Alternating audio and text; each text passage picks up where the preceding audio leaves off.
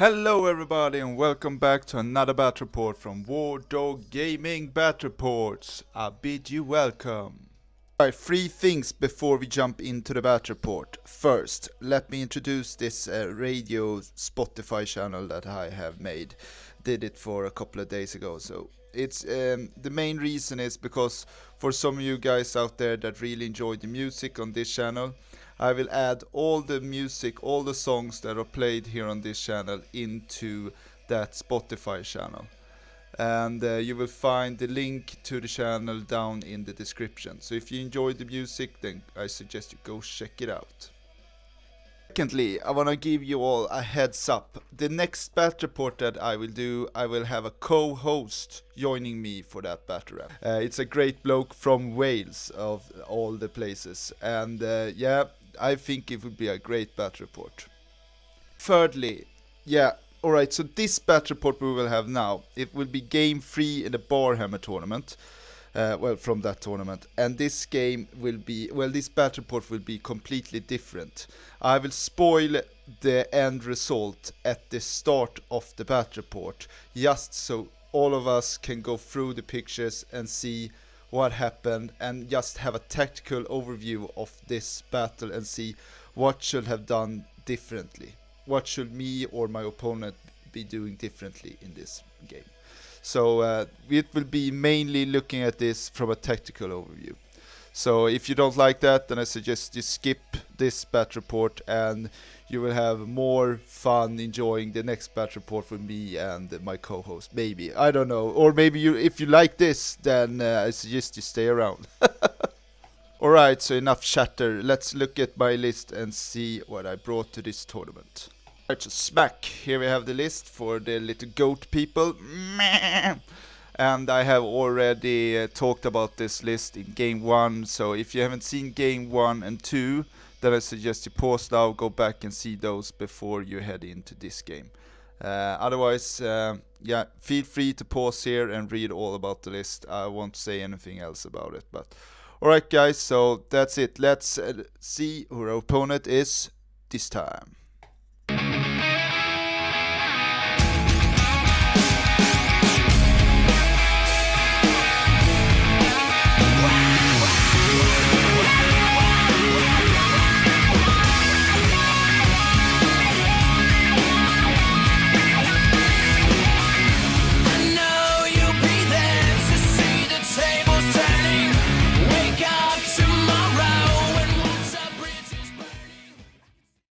I can see in your eyes.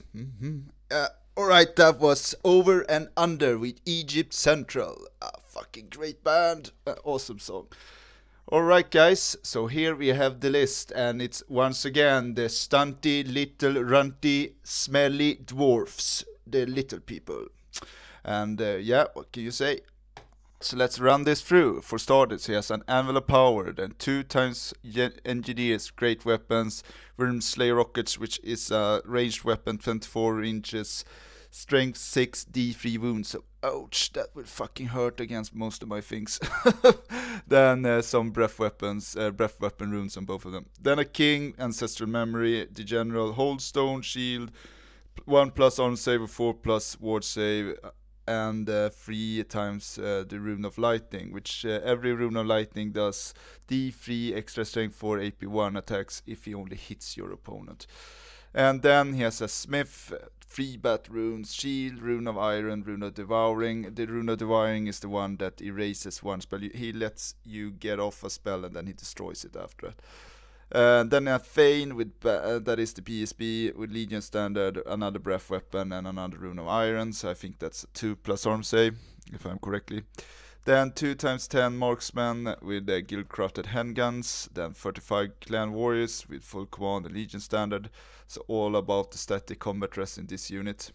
And then 2 Attack Copters, 2 Organ Guns, 28 King's Guards with full command and runic Standard of Dismay, which is the standard that makes you lose D3 on the charge against that unit. Right then, so what do I think about the list? I think it counters me pretty well, actually. I think this will be hard, but it doesn't have that OP general dwarf king with all that shit that makes him have strength 10, D3 wounds and all that jazz. That one will have been terrifying as well. But 2 times organ guns, yeah. But usually they don't do so much against me. I haven't been fearing organ guns as of late, or ever, I think. They usually don't do so much against me. I don't know why. And well, but besides that, it feels like a typical dwarf list, king's guards and warriors with a lot of static combat. So but I don't see this as an impossible matchup at all. Usually I just steamroll the dwarves when I'm playing the rats. So with having that in back in my memory, I am sort of building a confidence here that I can actually pull this off. But guys, as I said, we will jump into the battle report and then we will spoil the result and see what happened, and I will tell you also why when we get into the battle report. So anyway guys, let's jump into the battle report and see what happened.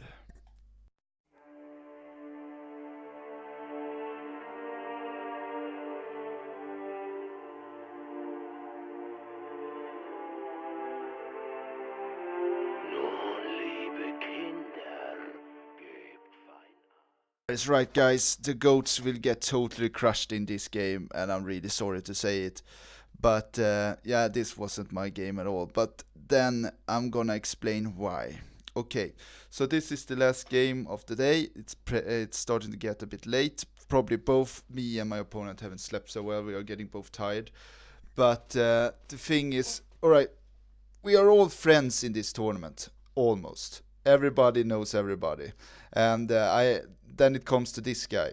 I have met him a couple of times, but I have only played him once. And usually when I'm meeting this guy, there's not that big of a problem. But we sort of have very different personalities, I would say. So I'm cracking jokes all the time. I'm being very sarcastic, very ironic. I make fun of his dice rolls, or vice versa. If he rolls extremely well, I pointed out, like saying, oh my god, look at that, what the hell is that, that's just insane, look at those dice, things like that. And usually I do that with everybody, and well, most of the times nobody says anything, but sometimes people point it out and just laughs back at me, is like, and points out when I'm rolling hot or not rolling hot. I think that's just a thing of the game. It's a sport of such that you just have this banter back and forth with your opponent, and that's one of the things that I really enjoy with this game, that you have this physical and social contact with your opponent, not like when you're playing online or a computer game or such. So anyway, and this guy didn't like that at all. We didn't get along from the start at all, and I was really feeling awkward. I really felt the game was totally awkward, and I really wanted this game just to end. So with that in mind, please don't judge me too harsh, because I'm doing a bunch of tactical mistakes in this game and I'm playing extremely poorly, and the reason also is because I really just want this crap to end. That's basically it. But I could have done it so much differently, and I didn't think straight at all. So I'm sorry. I know that I'm playing extremely poorly in this game. But alright, let's jump into the battle report and see what happened. Right, so here we have the layout of the table, and as for starters we are playing in circle, so it's all about choosing if you want to be attacker or defender. And then as secondary objective we are playing breakthrough, so it's all about getting your scoring units over to your opponent's deployment zone. Right, let's start off by looking at our spell selection. Alright, so I have the same spells in this game like I've had in the previous ones. So I have Druidism, Fountain Youth, Oaken Throne, Master of Earth, Healing Waters, Summer Growth and Stone Skin. And then also I have these totems on my big totem bearer. And the Minotaurs have Blackwing Totem as well that I can throw around. Then for the runty, smelly little people, I don't remember exactly what runes he has, but he has all the dwarf runes as far as I can remember. On to the deployment phase then, and we had a roll-off. I won the roll-off on which side to choose. I picked this side because I wanted to have this forest terrain, and then he started to drop down his units. He told me that he wanted to drop down everything to go first, and then he dropped it like this. So let's run his deployment through. He has some marksmen down here, then an engineer, then an organ gun, behind that a copter, then his big dwarf warrior unit with his Fade and his runic smith in it, then an what's it called now again? Anvil of Power, then his King's Guards with the king inside of it, go figure, and then another organ gun, another engineer, another copter, and then some more marksmen, and that's his deployment. Alright, then let's have a look on the... We have a better angle here. So alright, so I dropped like this. I dropped wolves, then goats, and then both chariots, then minotaurs behind, in front of the chariots, then bacon 1 and 2, some more wolves, and here in the middle I have the big Gore-Tex. And I choose to be defender, of course, because I wanted to have further deployment zone here in the middle, and that forces him to be an attacker. And also I'm having my gargoyles here on the flank to go up and take care of his marksmen or his organ gun in turn 1. Well, that's the whole hope, at least. Okay then guys, so off to smelly ranty little people, turn 1. Alright, so it starts off like this. This is how the table starts.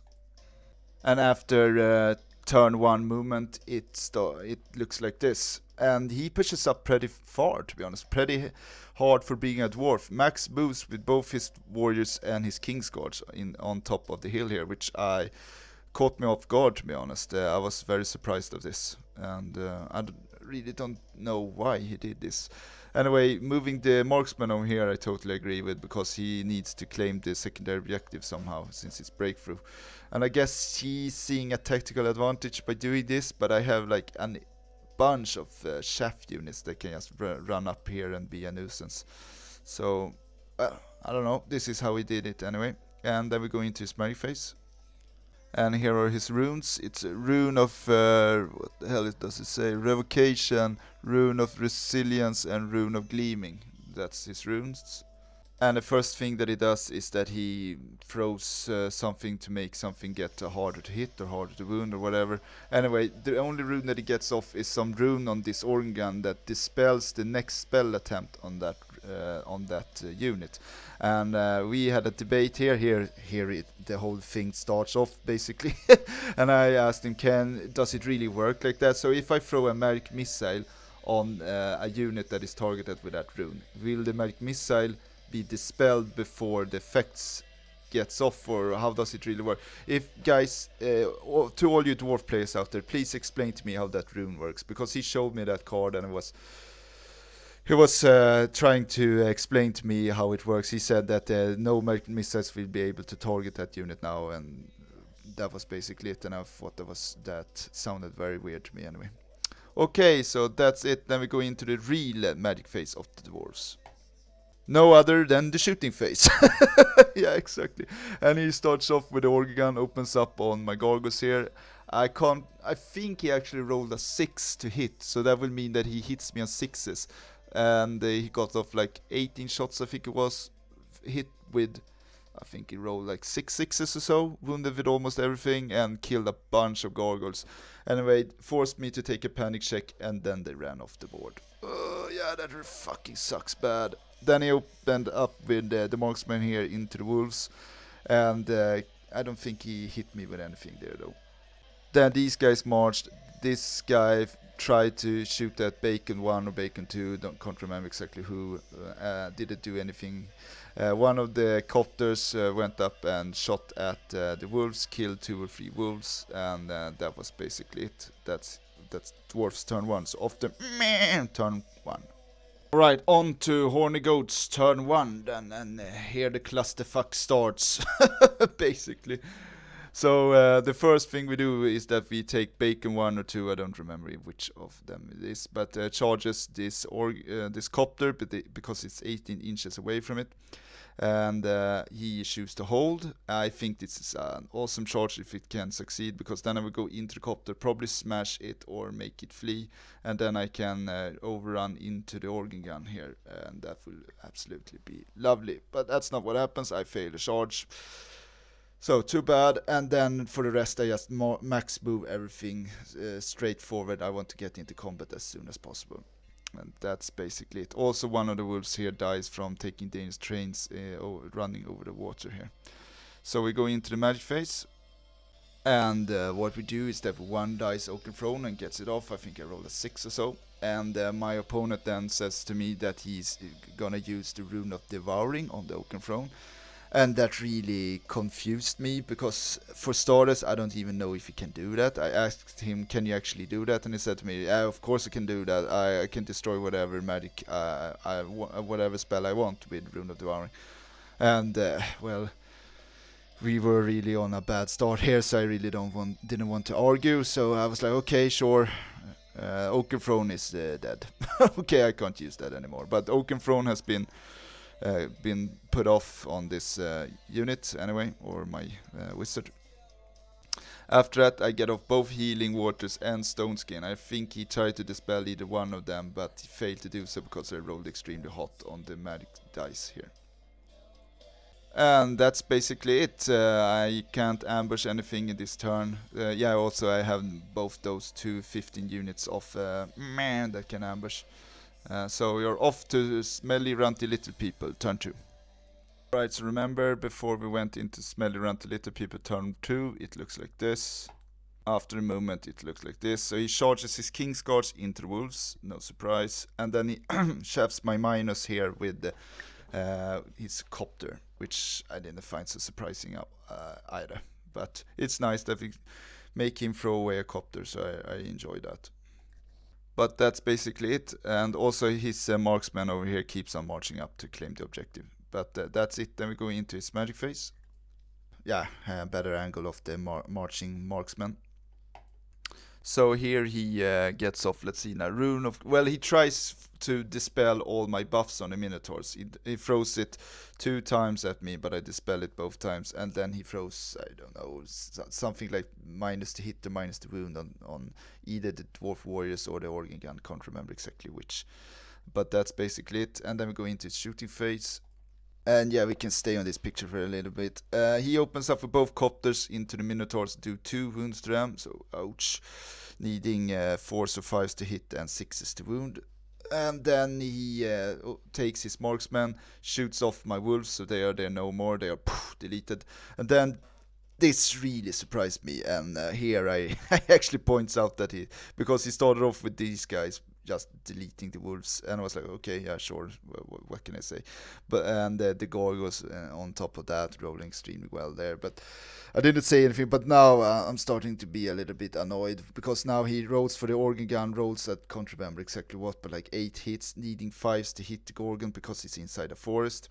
I told him that the Gorgon gets cover for being inside a forest. He says, well, Gigantics don't get cover for being inside any train. I was like, yeah, they do actually. They get cover for being inside a forest. He didn't believe me, so we had to ask the table behind us. They came in and told us the rules, which is of course that you get soft cover for being inside the forest, no matter your unit size. Anyway, he opens up with the organ. I can't remember if he rolled a 6 or not, but he rolled like 12 or 14 on the number of shots, and hits and wounds me 4 times, needing 5s to hit, 5s to wound. And I was like, okay, cool. Like, what the fuck is this? This fucking organ gun destroys everything that gets close to it or that he can shoot at. I was like, okay, cool, dude. Alright, so yeah, that's one Gorgon very depleted. But that's basically it. So in the combat phase he destroys my wolves here, and then we go into Goats turn 2. Alright, so Goats turn 2, and like I said at the start of this video, this is a tactical video now. So we will stick on this picture and discuss what I should have done, and after that what I did. Alright, so looking back at this, if we measure distance on everything here, I think the pigs was a pretty easy charge to get into the King's Guards. The chariots was an easy charge to get into the King's Guards. Or maybe not. I think they needed an 8 or a 9 or so. I can't remember exactly what. I don't remember exactly the distances here, but this is what I should have done in a situation like this. If I'm afraid of failing charges, I still have 2 shaft pieces here, both bacon 1 and bacon 2. What I should have done is taken bacon 1, charge into the King's Guards, see what reaction I got, then take the Minotaurs, charge into the Copter. Probably that would mean that the Copter holds, otherwise I would take the Minotaurs into the Warriors. After that, this would clear a way for the Gore-Tech to get into the King's Guards. Then I should have do this charge, see what the reaction is. After that, taking the Chariots into the King's Guards as well. And after that, taking this unit also probably into the King's Guards as well. Just throw everything that I have into them. That's what I should have done. And then save bacon the second, because as a emergency backup of sorts, then I can use bacon the second to shaft this unit and then try everything again. That's what I should have done, but no, as I said, I didn't think clearly at all in this game. I'm sorry guys, so this is what I do.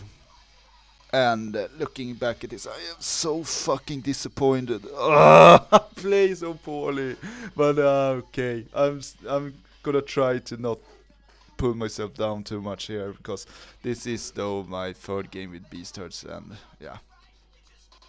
So anyway, I took the Minotaurs into the Copter, so I got 1 right answer out of 5 here. So that was good. Then I shafted him with bacon 1, and then I ambushed with both units here, so that's always nice. One of them I took to go for the organ gun straight away, and this guys also, because I need to take care out of this organ gun as soon as possible. Alright, so after this we go into the magic phase. And once again, I'm pretty lucky that I get off both Stone Skin and Healing Waters on my Minotaurs here, because I'm certainly afraid otherwise that the organ gun will blow them into smithereens, which we can see here. And well, that was basically our entire magic phase. After that, we also healed the Gore-Tech here for 1 wound, so it has 3 wounds left now. And then we go into the shooting phase, and as far as I can see, I think I killed 3 dwarf marksmen here with my all this. And then these guys open up on the organ gun and did absolutely jack shit to it. So yeah, that's it. But I wasn't expecting much out of this anyway. After that we go into stunty, runty, little people, turn 3. Oh, pardon me if I forgot to say so, but the Minotaurs of course destroyed the Copter, the combat phase. Well, so for Dwarves turn 3 then, he charges bacon 1 with the King's Guards, no surprise there at all. And then he does this sneaky dwarf. Double shafts my Minotaurs. Oh yeah, I should have seen this coming, but he took the Engineer and the Copter and then double shaft them. So now this will mean that the Minotaurs won't get into combat next turn, because he will just double flee and do that sneaky move, and that's it. Then we go into his magic phase, and he tried to get a what's it called, debuff or dispel my buffs with that rune. And I couldn't allow that, so I threw all my dice at both attempts, and then he buffed, I think it was the Copter or something, with minus to hit and minus to wound. I can't remember exactly what. That was basically it. Then we go into shooting phase, and he started off with this organ gun, shooting at this wild herd unit, and just making a big dent into them. I think I had like a couple of goats left. Then this organ gun also opened up on them as well. I passed my panic check though, but I have like 3 goats left or something like that. There's not many at all. Then these marksmen open up on these goats and kill off a couple there as well. And also, worth noting, in his movement phase he keeps on marching with these guys over here to claim the objective. And then we go into his combat phase, and he destroys bacon 1. That's basically it. So off to turn 3. Okay, so remember, it looks something like this. The bacon here isn't here anymore. So what should I have done in a situation like this then? Once again, all about taking everything here into the King's Guards. Stop being so fucking afraid of them, because that's what I am. I'm playing like a chicken in this game. So what we do instead is this. Okay, so for starters, we take this wild herd unit and charge it into the organ gun just to hold it up. Then we take this unit and charge it into the marksmen, hoping for them to break so these guys can continue on into the flank of the organ gun. Then we swings around with the Gore-Tech here, and then we frenzy checks the Minotaurs, passes the frenzy check, and don't charge with them. Okay, don't ask me why. Okay. And then also we did this. We took the chariots and charged into the flank of the copter. He of course holds. And then we took the bacon the second and chefs his king's guards again. That's it. And then we moves up a couple of inches with these guys. Okay, so this wasn't that brilliant in my opinion. Now these guys will be in a pretty sticky situation here. So what I should have done should have been, as I said, charge everything into the king's guards instead of do this, and then double charge his chef here to just throw them away and then fail forward a couple of inches with the minotaurs. All right. So into the magic phase then, and basically the only spell that I got off in this turn was, well, I try anyway to get off Stone Skin, Healing Waters and such on the Minotaurs, but I don't get off any spells of them. The only spell I got off was Heal on Gore-Tex, so it has 4 wounds left now. Or pardon me, it looks like I got off 2 buffs on the Minotaurs this turn as well. So it was another great turn for the magic phase. Okay, after that we go into the shooter phase, which I don't have. We go into the combat phase. And we start off by smashing this copter, and then, as stupid as I am, I overrun into the engineer here. Don't ask me what I'm thinking here. Then we go into this combat here, and he actually, I actually break him here, and he flees. But then I overrun like 3 inches or so, and don't get into the organ gun. Then we go into this combat, and it's just a pillar fest. I go in with 3 goats. I do absolutely nothing to him. He kills 1 goat, and we stick here. That's it. So after that we are off to dwarves, turn 4. Right, so now with this annoying bottleneck that we have created here, he of course charges the king's guards into bacon the second, so that is my last shaft piece. That will mean trouble.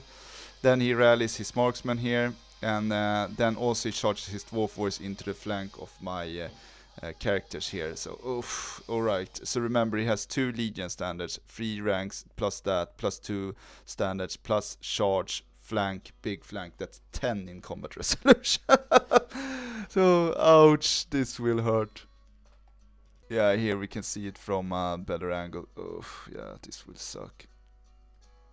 Okay, here's a better overlay. So after this we go into his magic phase, and he tries to, can't remember exactly, dispel my buffs and such, and then he buffs this unit, so it's getting harder to hit them, which well, I can live with that, but it's still annoying. Then we go into shooting phase, and here I have done another mistake. This organ gun has range enough to shoot on my Gore-Tex. It has like 28 inches to the Gore-Tex here, and if I just will have thought about that fucking organ gun, this wouldn't even have happened, because he rolls 12 on the number of shots. Needing 5s to hit. Hits with half of it, 6, and then wounds 4 times. Needing 5s and 5s, and kills my Gore-Tex. And I was like, oh, fuck. Oh, okay, that was so unnecessary. Even though that he was a bit lucky on the dice rolling there, but I shouldn't even have let him do this. So I can only blame myself for this. So yeah, here we have it. Timber. That's the sound of a dead Gore-Tex. That's the sound. Right, so after that we go into his combat phase, and once again we have this pillow fight here. Nothing happens here. And then we go into the he smashes bacon the second. After that we so this is how it looks after combat. So sorry guys, might be better if you look at it like this. All right, so anyway, he goes in here, and then he says challenge with his champion. I of course accept with the whatever the hell is he called, my general here, the Beast Lord. And then punks the champion with max overkills. I get 4 out of that, and then I go in here and smashes his engineer, gets 3 kills from that. So now I have charge, and that will mean also that he can't hit the BSB with anything, so we'll only have the static combo resolution here. So anyway, I get 4 from smashing the champ, 3 from smashing the engineer. I have a shaft, flank, and a standard, so I actually get 10 in combat resolution here, and that will mean a tie. So we stick here, and then I re-angle to look at him. So after that it looks like this, and after that we go into goats, turn 4. And what we do is that we throw up this Wild Herd unit and puts them 1 inch away from his King's Guards, and then in hope of having letting me buff this unit to the max, because I have to shaft this unit so it can't flank charge my my characters here. That's what I'm afraid of anyway. And then we charges the Wild Herds again into the marksman, so turn 2 for that fight. And yeah, we just re-angle the Minotaurs here. They are still stuck here in this bottleneck, and it's all my fault why this even happened. Anyway, so with this said, we go straight into the magic phase, and I whiff with everything. I absolutely whiff, and I think he saved like. I started off trying to throw Stone Skin on this unit, fail on the cast attempt, and then we have the equal amount of dice. I throw off regeneration on this unit, and he takes the same amount of dice, cracks me on the dispel attempt, and then I only have totems that's good for it, and he 1 dices my totems and smashes me on the dispel attempts. But okay, so this was a desperate move on my part, but they should, once again, this shouldn't even have been. I shouldn't even have been in this situation from the start, because by now this Kingsguard unit should have been killed off in combat by all my charges in turn 2. So anyway, then we go into the combat phase. He once again challenges in this combat, and he absolutely smashes me on the static combat res. Gives me 1 of his tanky characters. I do like 1 or 2 wounds to it. And then I do a couple of wounds to his dwarves here, but not enough. I think he win with like 4 or so on the static on the combat resolution. I flee. He overruns, goes into my Minotaurs, and then we go into this unit just whiffs here as well. We have a pillar fest here, and this is a pillar fest as well. Then we go into dwarves, turn 5. Alright guys, so this will be the last turn of the game, because, yeah, I will tell you why. Okay, so let's cut this off short. He goes in here with his Dwarf Warriors into the Minotaurs. They have 0 buffs on them right now. And then, as I said, goes in with the King's Guard. He has nothing to shoot at, so we go into his magic phase. He buffs the living crap out of his Dwarf Warriors here. And that's basically it. After that, we go into the combat phase. He starts off with Organ Gun here. I win actually this time, because I do like 2 wounds to it or something like that. These wild goats have finally awoken. And then he fails his stubborn check, and the Organ Gun gets destroyed. So, hell yeah! After that, we go into this combat, and my wild goats actually kills off his marksman, or if they don't, they overrun and catches them anyway. So at least we get some points here. But then we go into this, the Kingsguard unit here, and we actually kill a bunch of each other. I activate my banner, kill off like, I can't remember, but like 8 dead dwarves or something like that. A lot of dwarves anyway, but then he goes back and he kills me just enough. I think it's just 1 or 2 short from me being steadfast, but he breaks the steadfast, makes me auto break, and then I roll 3 on the flee attempt, and he catches me and rolls me over. After that, we go into this fight. I totally whiff with all my attacks. I think I kill off 1 dwarf. You can see it here, I think it is. Or so, 1 or 2 dwarves with all these attacks. That's it. And then he goes back and kills like 2 Minotaurs, but it doesn't even matter, because I auto break so hard in this combat. And then he catches the Minotaurs and goes in, overruns into my fleeing characters, and that's it. After that, I just throw in the towel and say, okay, fuck this. Finally, it is over and I can go home. Finally. So yeah, here we have it from another angle. Here it is. And also here. Let's see, that's how much he killed of me. He killed 2 Minotaurs, and I killed, like I said, like 2 dwarfs or so. Yeah, that's pathetic. There we have it. Alright guys, so what can you say? Here it is. Also, there we have it. Here's him claiming the secondary objective as well. So, yeah. Okay, and I think it's more or less my own fault why this game got lost, because I played bad enough for my opponent to not be able to actually lose this game, sort of.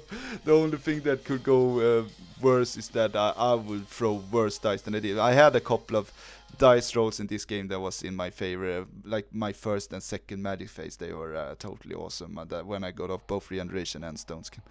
And I thought with those great magic phases, I thought that I would have a great chance to win this, but yeah, what can you say? So, all right, and let's go back to the score chart. Right, so that would mean 20-0 to the dwarves, and I get 17 points in total for the whole tournament, and that would mean that I get in second last. Yeah, I tie on the second place. I borrowed, one of my better friends borrowed my rats for this tournament, and he played them and came in one place above me. We both got 17 points, but he got more on the victory points. So two of my armies came in second last and third last. So yeah, but that's how it is sometimes. Anyway, I really enjoyed game 1 and 2 though in this tournament, and it's always fun to meet up with your friends and throw some dice and have a great time. So anyway, guys, I'm sorry that this was a bit of a salty battle report, and I'm sorry that my mood is very down from doing this battle report. But I still hope you all that watch this enjoy this battle report. If you do, then please press the like button. So anyway, guys, until we see each other the next time, have a great one, everybody, and peace.